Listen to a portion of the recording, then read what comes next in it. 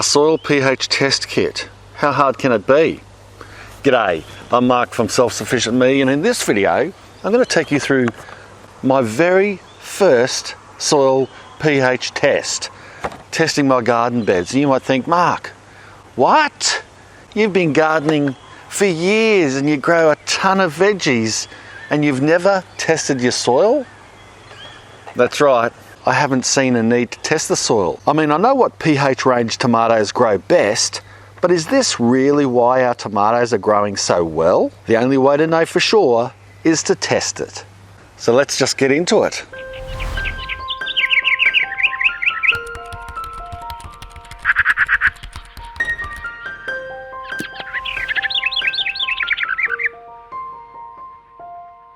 Like I said, we've grown a ton of veggies. Everything has been going fine for the past decade, so why would I bother testing the soil when everything is growing well? Well, now there comes a time when a man just has to fess up and say, not everything goes to plan. And I have to admit, I am a little bit curious as to what pH levels my garden beds are. And I thought today we'll do a sample of 3 of them. We'll do a bed directly behind me here, where the peas are growing fairly well, but there's a few other veggies that aren't doing as good. They're growing pretty slow, and I don't think it's the cold weather. We'll also do another bed that's lower here where the potatoes are growing, up near the galangal. Those potatoes are growing pretty good and the galangal's growing well. I want to test in there because that soil is probably the oldest we've got. And then the final bed I want to do is that long tomato raised bed trellis up here. The tomatoes are growing fantastic, and I want to find out what the pH level is and why those tomatoes are doing so well. I already know that I've put a lot of organic matter in there and that it's topped up with a lot of beautiful quail manure, and there's no commercial fertilizer used in this particular raised bed. So I'm wondering, how has the quail manure mix mulch worked in the soil, or what level is the pH at? Just curious to know, and I think those 3 soil samples should give me a good indication of how our garden beds are sitting. We'll start here at the tomatoes, just because I love tomatoes and I think it's a good place to start. I've got this little kit that I picked up from our local nursery. It's inexpensive. This one costs $17. You can get little probes as well. I'm not sure if they're as accurate though. In this kit, they give you some pH dye, which you mix in with the soil, some powder that's supposed to give you the colour, a chart, a little mixer thingy, there it is. It's just a plastic mixer. I mean, you could use probably anything, a little bit of wood or something like that. And they give you a little plate, it's a plastic plate, to put your sample on, mix it up, and then match it to the colour. It's fairly self-explanatory, it's not hard to do. I've also got this machete here. This is very important. Important tool to dig out that soil. Why do I use a machete? Well, it's because I couldn't find my little spade thing. That's the honest reason. And this is the quickest thing I could pull off the wall that would probably do the job. I could dig down with my fingers, but I need to go down a little bit further. And for effect, I thought the old army machete looks pretty cool. Anyway, let's get into it. Let's get this sample going. All the soil in this whole bed is exactly the same, I know, because I did it. You want straight soil as possible to get the most accurate result. I'm going to dig down so that I get a good sample, you know, where the roots would be going. Okay, that's a good several inches down. I'm going to drop this on my table area, and then I'm going to sort it. Get rid of as much organic matter as possible, like bits of bark, and then put a small sample about the size of a teaspoon on this white plate here. My beds are so full of organic material, it's hard to find just soil, if you know what I mean. Put that there, that's probably plenty. Get rid of any bark. But that's why I got such a big sample, was to be able to get as much as possible. Put a little bit of that dye on it to make that's probably enough.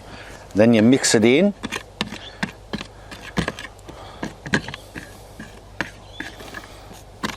Making a paste. There we go. And now we give it a squirt with the powder. Nice little puff. That's probably enough. And we leave that sit for about a minute and it should change colour and then show us what pH level it is. Alright, about a minute has gone past and I can see that it's changed colour. Seems to be working pretty good. I've got my little chart here and now I'm going to match up the colour to the chart and we'll see what pH level it is. I'm thinking it could be a 6.5, but I reckon it's more a lighter. I reckon it's a 6, which is still in the neutral range, but then heading a little bit up towards acidity. Now, one of the tomatoes are growing well because they actually do like a range that is slightly acidic. So that matches up with why they are growing so well. The soil is perfect, which means if the soil is perfect for tomato growing, the tomatoes are then able to suck up the nutrients they need. Most plants and vegetables will grow in a neutral range and slightly alkaline for most veggies, but then you'll get some that won't mind it a little bit acidic, and that's like these tomatoes. The thing is, if you're growing a plant or a vegetable in a pH level soil that isn't right for it, even if you fertilize heaps and you have plenty of good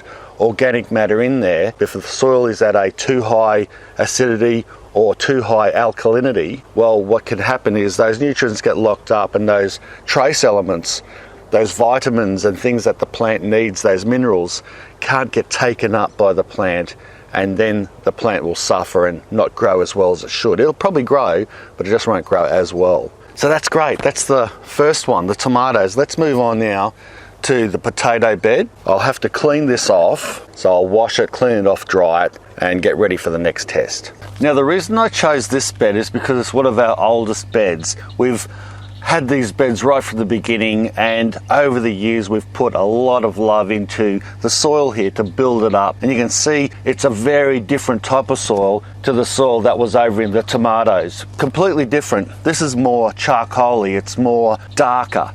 It's got that volcanic type of look to it, where the tomato bed had a brown, mulchy, sort of manure type look. I'm interested to see what the difference is. Anyway, let's just get into it and I'll show you close up. It's so loose and crumbly, this soil, that I don't really need to even dig it out with this. Alright, that should be enough. Put that in a little pile. Mix that in.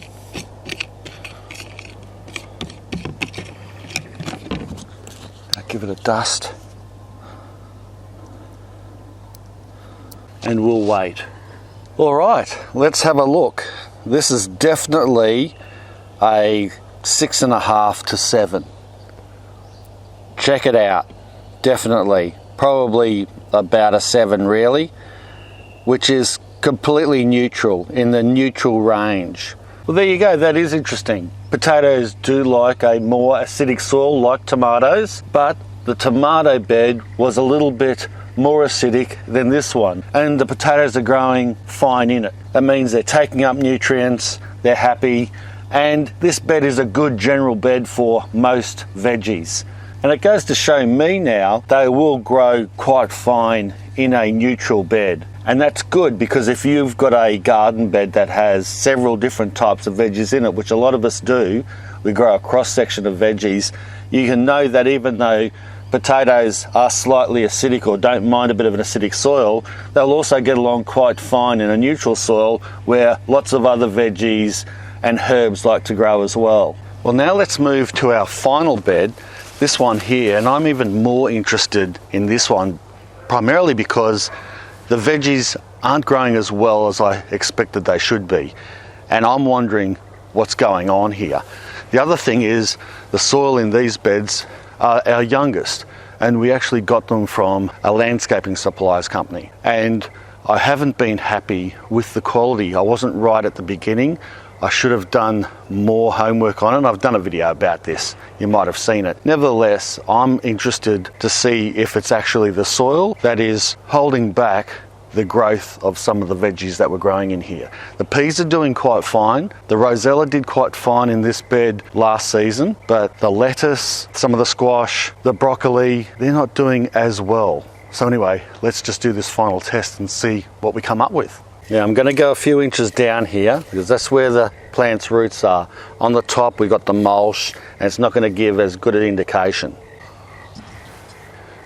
Alright, I think that's pretty good. Just fill that back in. About that's probably too much. Get rid of that. Whack the dye on. And that sucks up the dye really easily, this lot. And now we'll sit for a minute and see how it goes. Well, to me, that looks fairly dark. It is a dark green tinge to it. It's probably hard to see in the camera, but if I'm going to be honest, it does look a little more, doesn't it, towards the high alkalinity. So that's increasing. Most plants like it in this range. Some don't mind it about up here, but when you start getting up too high, it can be too sweet or too alkaline, the bed. So I'm thinking this is more in this range, 7.5 to 8. It's getting a little high. You might have remembered the adding ash to the garden video. I added ash to this very bed.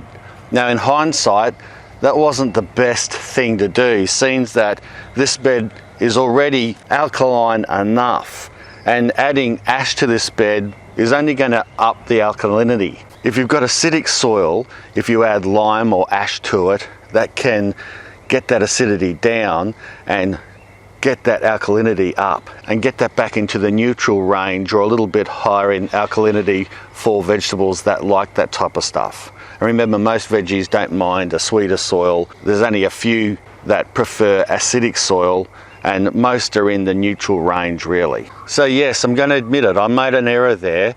I probably shouldn't have used ash in this garden. If I wanted to up the fertilizer, I could have used a little bit of potassium as a fertilizer or just standard fertilizer. But adding ash to get the potash also only probably increased the alkalinity in this bed. And so what I'm going to do now is maybe add a little sulfur to the soil or some extra mulch or some extra manures. Organic matter compost will also raise the acidity in the bed. You don't have to go out and buy a commercial product like sulfur and add that to the soil. You can get away with just using organic matter to up the acidity. If I drop the alkalinity down a bit and get it back into that neutral range, they'll probably do a lot better. So that's what I'll endeavour to do now. But there you go, first time I've ever started to test my soil because I saw a bit of a problem, but I've never really bothered to test the soil before until now, and I'm glad I've done it with you. I found it really interesting, so I hope you found it interesting as well. If you did, make sure you give it a big thumbs up and subscribe if you haven't already. Thanks a lot for watching. Bye for now.